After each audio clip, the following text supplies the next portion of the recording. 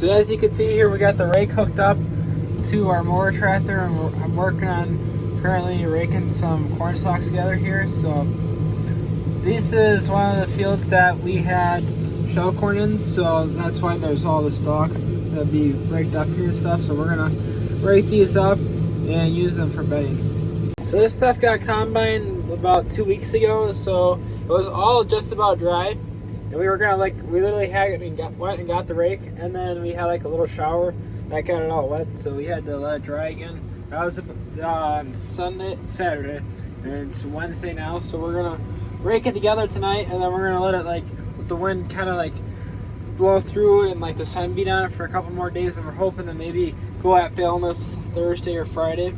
And we're also gonna be chopping our 5th crop. We're gonna do a 5th crop. That's why we're doing this right now, so that way we can get everything raked and stuff, so that way we can hook the mowers back up to the mower tractor and go cut the hay that we need to cut. So we got quite a bit we kind of want to get done here in the next week and so that way we can get working on finishing up field work for the rest of the year. So once we hopefully get all this stuff done that I just talked about, all we have to do is stand grass, then we should be done chopping everything. Really all we have to do is just work on cleaning out our pit, which is going to be an experience in itself because we didn't clean out the solids in the spring like we normally do, so it's going to be a little bit more fun and challenging to do that, but we'll work through it. Our plan for this is that we have a friend that's letting us borrow the round baler, so we're going to round bale all this. Normally, sometimes we chop the stuff, but since we're going to be doing this hay and stuff, and where we normally put it when we do it is we kind of just put it in a pile, but since this corn silage pile is pretty big this year compared to past years, we're just going to bale it all and not have to worry about trying to chop this. So that's the plan for this, so we'll see how it works out next couple of days, and I'll catch you up in a few days.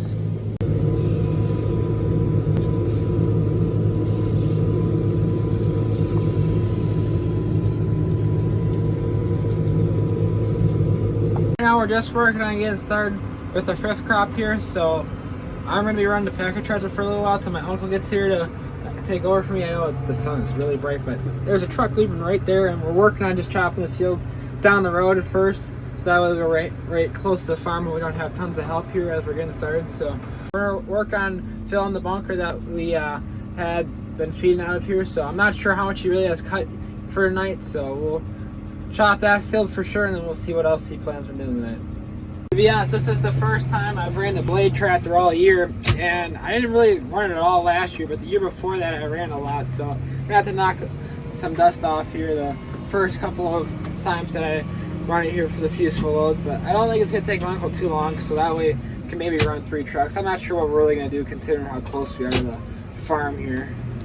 So I packed a whole 2 loads, now we got something else we're gonna work on here. So you guys remember about 2 months ago I planted some sedan grass, and so my dad cut that down, so we're gonna work on chopping some of that too. So what we're gonna do is hook up our neighbor's V-rake here to our 44 here, and we're gonna see if this works raking that. We're not really sure how it's gonna work, because this would work really nice because this is a little bit wider than we use whirly rake that we use for rye and stuff, but we're gonna see if it works because it's gonna be the sedan grass in the good spots is 5 feet tall, so that might not work to grace here. So we're gonna do some experimenting here, and so we get this hooked up and we'll find out how well that works.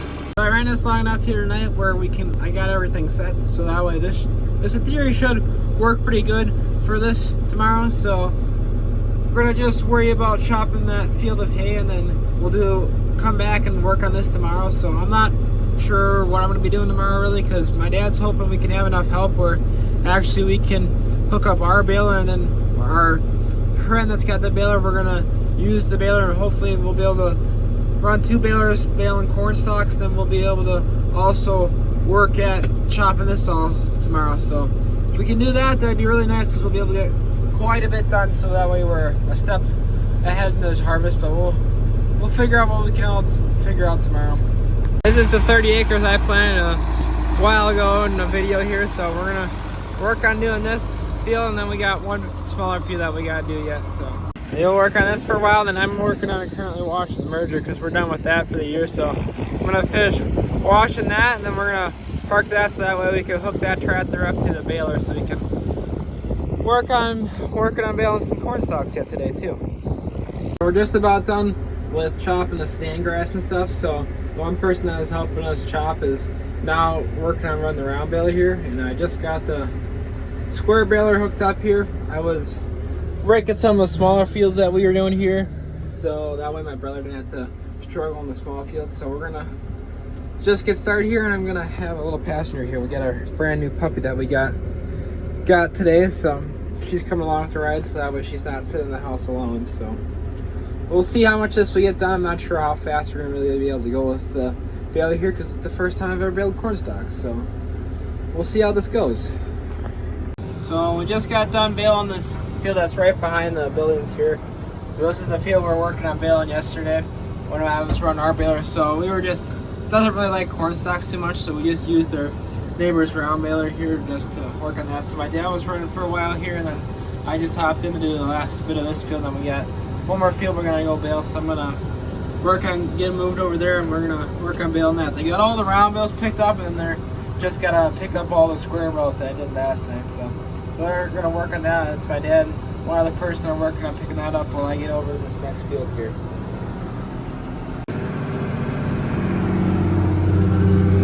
So the only thing with the corn stalks here is that you gotta go kind of slow, so that way it actually feeds in nicely. Otherwise, you go too fast, it just kind of balls up in front of it. So you gotta go pretty slow. I mean, this is first year, and sometimes this isn't even slow enough. Like the other field for sure that we were just in had a little bit better corn, so there's more to bale. But that you almost have to sometimes push the clutch in just to slow it down enough so it can pick everything up. So like for corn stalks, it needs a low first gear. So it doesn't have really a corn stalk gear if it's really good corn stalks, but this field's not quite as good for corn stalks.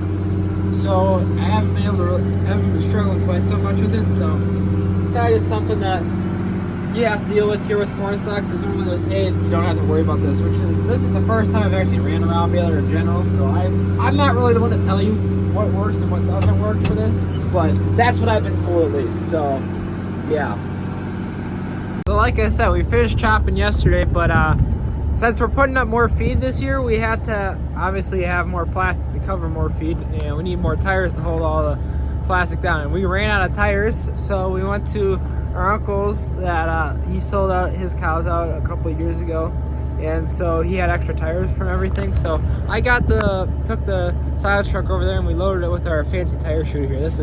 This is really nice when you're trying to cover stuff, because it can just shoot tires way farther than like if you're just dumping stuff out with a pallet fork. But anyways, we got this thing like 3/4 half full of tires, so that was quite the experience. So if you're wondering, there's 450 tires in the back list. So we should hopefully maybe have enough. I don't know, it's kind of hard to judge because it's not like we normally count how much tires we use for covering stuff. So we'll unload this kind of like we unload silage, and then we'll figure out if we have enough, because we had to cover what we did yesterday, and we didn't have enough to cover all the stuff for corn that the second time we get to corn silage. So we're gonna use a few up there too. So we'll see how this goes. Now I'm trying to get everything out of here. So it's a few days later here now. We got all the bales baled and picked up here, and just working on putting way in the mixer here for one of our cow mixers. So this is our wall of bales. So it's 3 wide, 3 deep, 3 tall, and then however many you want them for all around bales. And then we got some of the square bales here, and then some more of them are up right there, up by our calf line, where those are all probably 8 years. So we think we got enough bedding hopefully for the year besides this, and then the beans double that we did earlier. So we think we should be good on that front. So yeah, thanks for watching the video, and make sure to like and subscribe.